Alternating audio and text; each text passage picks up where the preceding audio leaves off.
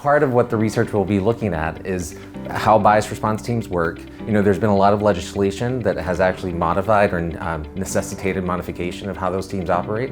So we're looking at bias response teams, we're looking at deans of students, we're looking at really just universities in general, how, one, they're preparing the population for free speech and what it means to be a part of this community.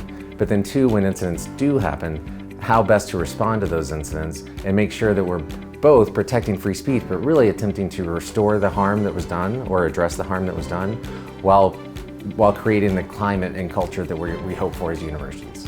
I'm hoping through this project that we're able to establish a guidebook really to help student affairs practitioners in particular, but universities in general, respond to these incidents. To pull from some best practices, sure, each situation is somewhat different, but if we could develop a guidebook that has promising practices or examples and even create scenarios for folks, that then they can draw from that. And so we can better both protect free speech on college campuses, but also restore harm that's done without necessarily needing to use like the code of conduct every time.